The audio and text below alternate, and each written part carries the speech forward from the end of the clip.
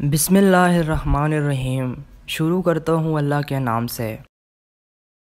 حضرت عائشہ رضی اللہ عنہ سے روایت ہے کہ ایک بوڑھی عورت نبی کریم صلی اللہ علیہ وسلم کی خدمت میں حاضر ہوئی، جبکہ آپ صلی اللہ علیہ وسلم میرے پاس تھے۔ آپ صلی اللہ علیہ وسلم نے ارشاد فرمایا، تم کون ہو؟ انہوں نے عرض کیا، میں جسامہ مدنیہ ہوں۔ آپ صلی اللہ علیہ وسلم نے ارشاد فرمایا، تمہارا کیا حال ہے؟ ہمارے مدینہ آنے کے بعد تمہارے حالات کیسے رہے؟ انہوں نے عرض کیا، یا رسول اللہ، میرے ماں باپ آپ پر قربان، سب خیریت رہی۔ جب وہ چلی گئی تو میں نے حیرت سے عرض کیا، اس بڑھیا کی طرف آپ نے اتنی توجہ فرمائی؟ آپ صلی اللہ علیہ وسلم نے ارشاد فرمایا، یہ ختیجہ کی زندگی میں ہمارے پاس آیا کرتی تھی، اور پرانی جان پہچان کی رعایت کرنا ہمارے ایمان کی علامت ہے۔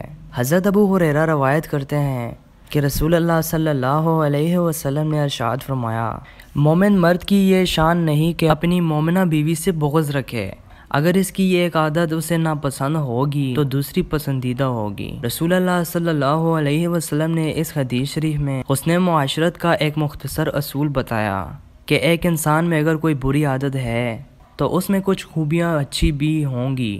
ایسا کون ہوگا جس میں کوئی برائی نہ ہو یا کوئی خوبی نہ ہو؟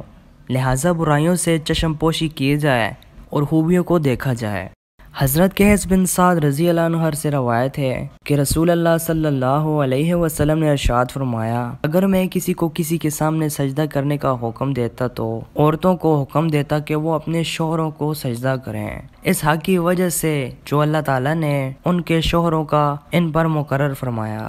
حضرت ام سلمہ رضی اللہ عنہ روایت کرتی ہیں کہ رسول اللہ صلی اللہ علیہ وسلم نے ارشاد فرمایا، جس عورت کا اس حال میں انتقال ہو کہ اس کا شوہر اس سے راضی ہو تو وہ جنت میں جائے گی۔ حضرت خوس رضی اللہ عنہ سے روایت ہے کہ انہوں نے نبی کریم صلی اللہ علیہ وسلم کو یہ ارشاد فرماتے ہوئے سنا، غور سے سنو، عورتوں کے ساتھ اچھا سلوک کیا کرو، اس لیے کہ وہ تمہارے پاس قیدی ہیں، تم ان سے ان کی عصمت اور اپنے مال کی حفاظت وغیرہ کے علاوہ اور کچھ اختیار نہیں رکھتے۔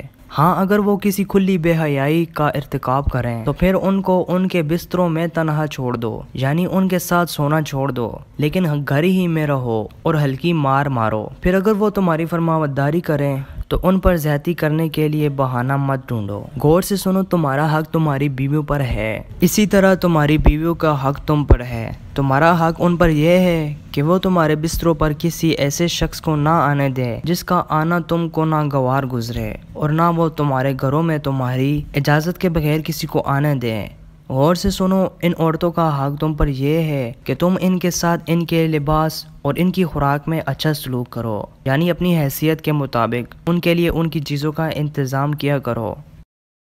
حضرت عبداللہ بن عمر رضی اللہ عنہ روایت کرتے ہیں کہ رسول اللہ صلی اللہ علیہ وسلم نے ارشاد فرمایا، مزدور کا پسینہ خشک ہونے سے پہلے اس کی مزدوری دے دیا کرو۔ دوستو، اگر آپ کو حدیث شریف اقوال ذریعہ سننا پسند ہے تو ہم آپ سے ریکویسٹ کرتے ہیں کہ ہمارے اس چینل کو ضرور سبسکرائب کریں اور ساتھ میں دیے گئے بیل پر کلک کریں۔ انشاءاللہ اگلی ویڈیو میں آپ سے ملاقات ہوگی۔ اللہ حافظ۔